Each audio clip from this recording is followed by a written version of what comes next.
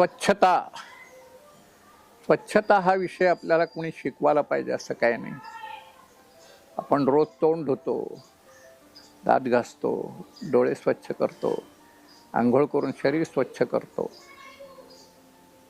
निसर्गाने सांगितल्याप्रमाणे मलमूत्र विसर्जन करून अंतर्बाह्य स्वच्छ होण्याचा प्रयत्न करत असतो. रोज धुतलेले कपडे घालतो, परीट घडीचे कपडे घालतो, स्पॉटलेस, ज्याला ठिपकाही नाही असे पांढरे शुभ्र कपडे घालण्याचा प्रयत्न करतो. आपण आपला चेहरा नीटनेटका करतो.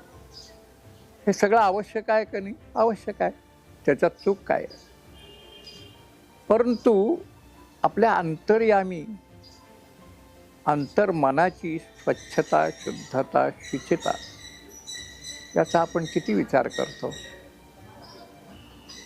बाहेरून कितीही स्वच्छ झालात तरी आपलं मन स्वच्छ शुद्ध असेल असं नाही. त्याकरता काहीतरी वेगळं करायला लागतं, खूप काहीतरी वेगळं करायला लागतं. ज्याचा परमेश्वरावर विश्वास असेल,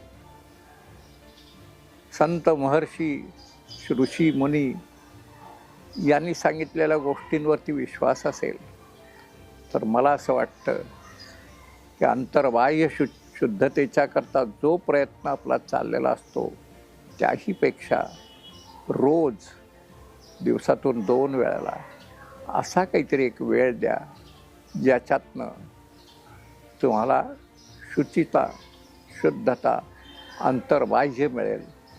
त्याच्यातनं मिळणारी जी शक्ती असते ना, एक असाधारण शक्ती असते. मी फक्त 90 वर्षाचा आहे. अनेक जण मला विचारतात की 90व्या वर्षी 12-14 तास तुम्ही काम कसं करता? एवढी ऊर्जा तुम्ही कुठून आणता? बघा, मन एव मनुष्याणाम, मनाच्या शक्ती जर का चांगल्या असतील तर शरीर वाटेल ते तुमच्याबरोबर करायला तयार असतं. शरीर हा घोडा आहे, मनाने त्याच्यावरती स्वार व्हायचा आहे. आणि घोडा तुम्हाला घेऊन जाता कामा नये, तुम्ही घोड्याला पाहिजे त्या दिशेने घेऊन जायला पाहिजे. स्वतःच्या मनावरती ज्याचा ताबा आहे, त्याच्या शरीरावरती ताबा आहे, कृतीवरती ताबा आहे, कर्तृत्वावरती ताबा आहे, सगळ्यावरती ताबा आहे. आयुष्यातल्या यशावरती सुद्धा तुम्हाला ताबा मिळवता येईल.